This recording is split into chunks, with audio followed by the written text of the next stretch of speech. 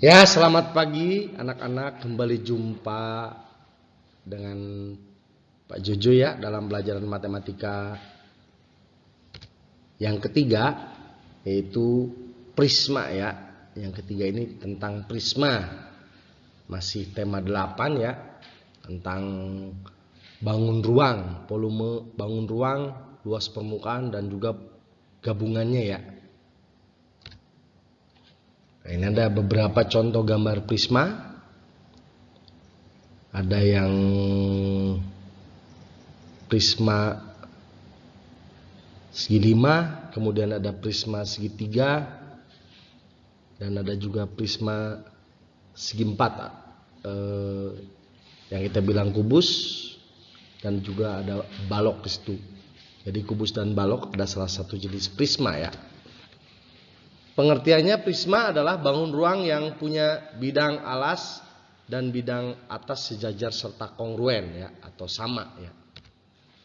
Kemudian kenapa sejajar dan kongruen? Karena sisi lainnya berupa sisi tegak, berbentuk persegi panjang ataupun bisa jajar genjang ya. Kemudian lalu kenapa ada penyebutnya prisma segitiga, prisma segi 4, prisma segi 5 dan sebagainya? Itu karena setiap penamaan untuk prisma disesuaikan dengan bentuk alas dan atapnya. Misalnya alas dan atapnya berbentuk segi 8, ya berarti dinamakan dengan prisma segi 8. Alasnya dan atapnya berbentuk segitiga, maka disebut dengan prisma segitiga. Ya, alas dan atapnya berbentuk segi 5, ya berarti prisma segi 5. Alas dan atapnya sama, segi 4, berarti dia adalah kubus.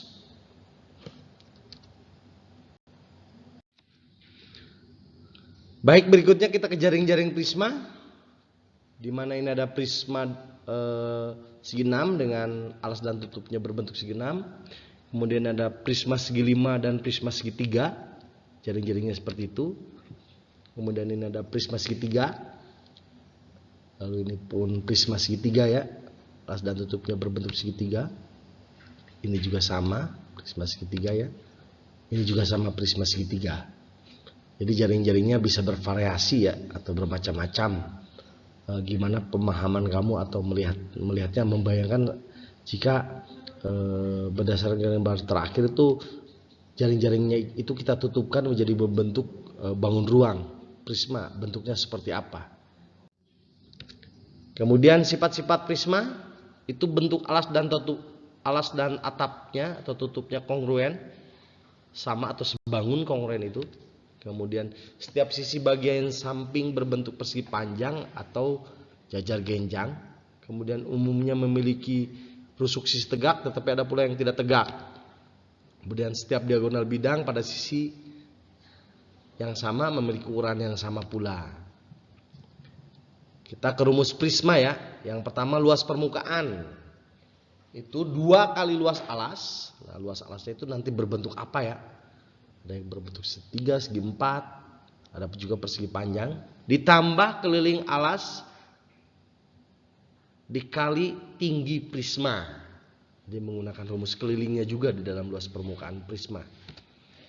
Kemudian untuk volume atau disebutnya V, itu luas alas dikali tinggi prisma. Luas alas prisma berbentuk apa dikali tinggi prisma.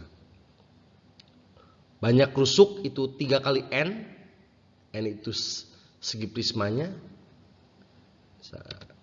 Kemudian banyak sisi itu N tambah 2. Kemudian banyak titik sudut itu 2 kali N. Untuk N itu adalah segi dalam prisma. Misalnya segi 4 berarti N sama dengan 4. Berarti banyak rusuknya, misalkan segi 4 3 kali 4 begitu. Kemudian banyak sisinya, kalau prisma segi 4 N ditambah 4 berarti 4 ditambah 2. Kemudian banyak titik sudutnya 2 kali N, 2 kali misalkan prisma segi 4 adalah 2 kali 4 begitu. Lalu kita ke contoh soal. Ini ada gambar prisma, jadi kamu harus amati. Kalau terutama pada prisma segitiga ya. Pada prisma segitiga itu harus kamu lihat, terutama pada gambar yang Bapak tampilkan ini. ada tanda sudut siku-sikunya, ya, yang ada tanda pada garis putus-putus ada tanda siku-siku, itu menunjukkan sudut 90 derajatnya. Jadi 10 cm yang depan itu bukan alasnya, bisa aja sisi miringnya kan ya. Ini hitunglah berapa volume dan luas permukaannya pada bangun prisma berikut. Volume itu V, jadi luas alas kali tinggi prisma, di mana luas alasnya itu adalah berbentuk segitiga. Maka kita harus menggunakan rumus luas segitiga. Jadi luas alas segitiga dikali tinggi prisma. Di mana volumenya itu luas segitiga itu setengah kali alas segitiga kali tinggi segitiga kali tinggi prisma. Nah, tingginya belum diketahui, alasnya sudah ada ya, sebenarnya di situ pada gambar yaitu 8. Nah, berarti alasnya kita menggunakan rumus Pitagoras karena berdasarkan sudut siku-siku ya, dimana pernah diajarkan sisi miring itu sama dengan sisi miring kuadrat sama dengan alas kuadrat ditambah tinggi kuadrat. Nah, jika mencari alas maka sisi miring kuadrat dikurangi tinggi kuadrat ya.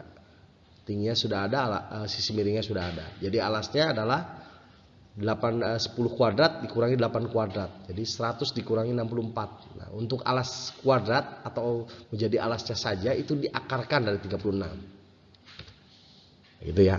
Jadi 36 akarnya adalah 6. Nah, jadi alasnya udah ketemu. Jadi setengah kali alasnya 6 kali tingginya 8. Jadi luas alasnya itu adalah 24. Nah, untuk volume itu kan luas alas kali tinggi prisma. Jadi luas alasnya tadi udah ketemu 24 kali tinggi prisma dalam gambar 12. Jadi hasil 288 cm kubik.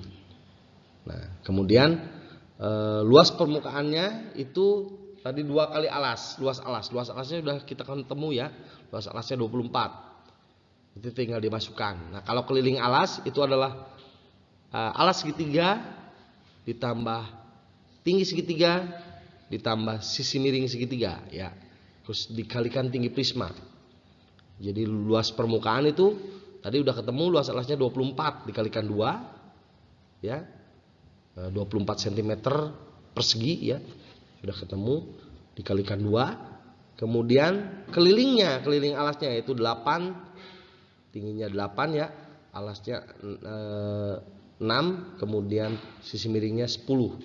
Jadi 8 tambah 10 tambah 6 itu kelilingnya dikali 12 ya.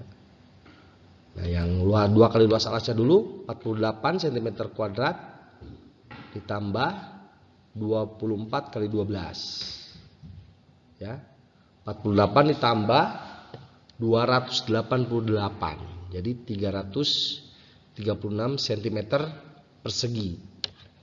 Demikian untuk menghitung volume dan luas permukaan. Mudah-mudahan bisa dipahami untuk prisma ya. Untuk prisma yang lain mengikuti bentuk alasnya. Jadi luasnya menggunakan bentuk alasnya seperti apa. Misalkan luas persegi ya gunakan luas persegi menghitungnya. Seperti itu ya dari Bapak untuk penjelasan tentang prisma, terutama pada bagian prisma segitiga. Atas kurangnya Bapak mohon maaf.